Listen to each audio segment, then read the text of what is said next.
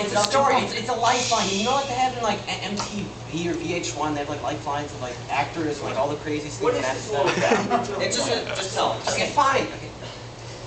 All right. So okay. So you know, first as a preamble.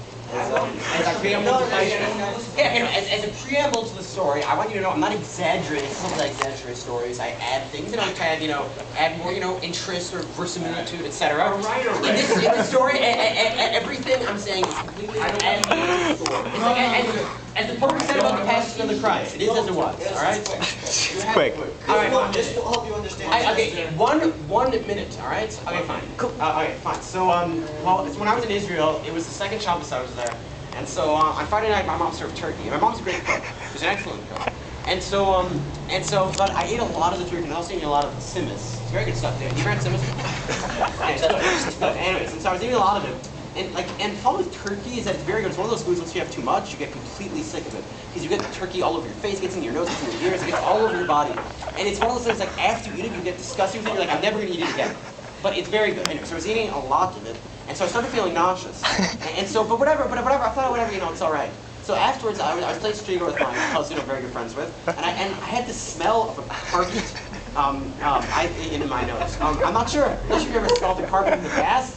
It's a very powerful smell. It smells kind of the wrong word. The smell is it's a kind of an organic sounding word. The carbon, it's like industrial, but it's very powerful. It's almost like cleaning fluid.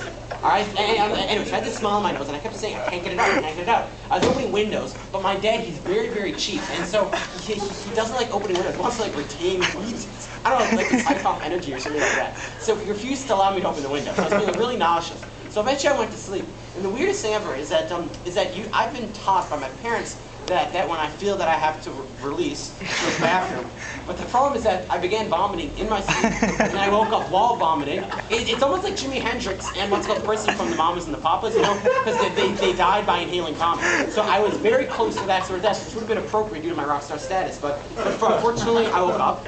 And it wasn't normal vomiting. I actually have been vomiting for a number of years. When I used to vomit, though, it used to be kind of whatever, like obviously I ingested something unnatural and I would get it out. But this is like I was retching up for like minutes and minutes. No. This isn't the good part. This isn't the good part. Anyways, and so, but luckily my sister had some friends over, so they were sleeping in her room. So she was sleeping in another bed in my room. So whatever, she helped me out. She cleaned my bed, etc.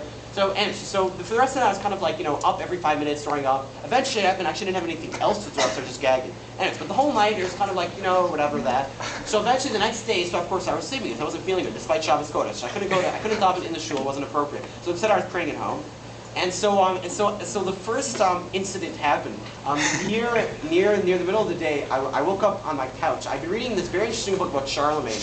I'm not sure if you have any particular interest. It's very interesting because Charlemagne, he actually, of all medieval kings, he's almost like saint. Like he was really good to practically everybody, to the peasantry, to the Jews, except for one occasion where when he got really upset and he killed 1,500 Saxons. Anyway, so I had this in my mind, and so I went to sleep. I went to sleep while reading this, and I've always had this recurring dream in my life. I mentioned it to my therapist once. No. It's the best part. Anyway, so I've always had this recurring dream through my entire life. It's very difficult to explain, though. It's very logical in my mind. Is that I'll have a fantasy where in my mind there'll be numbers everywhere, and I'll know that if I'm not a high enough number, it's from 1 to 100, then something really bad will happen to me. And it's this dream I've had. It's a recurring dream. And so I had this dream while I was in some sort of feverish sleep.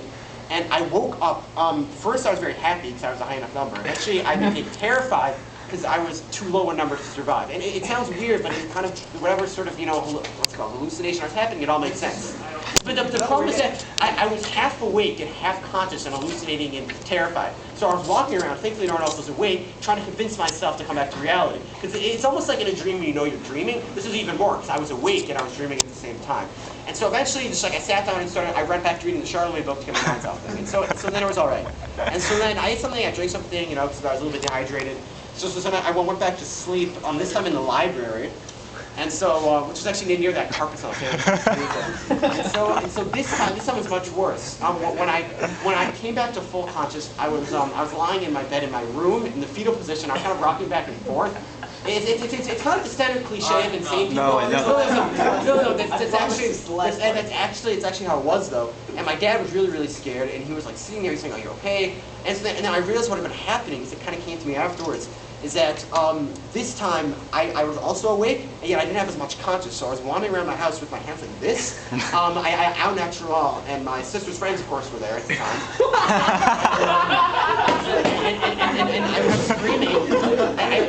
was screaming. I was screaming number one. Because as I told you about this fantasy, if I was too low a number, I felt I would die. So because I had this like, weird idea that I was too low a number, and then I was also another fantasy. I was thinking I was the only thing in the universe. And you know, like they say, it's like a certain way of thinking. No, but I actually seriously, I convinced myself of this, and so I was terrified, and so.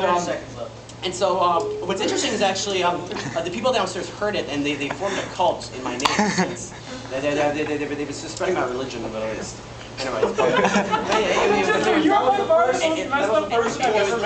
it was a very interesting experience. It sounds like an acid trip. Have you ever been insane before?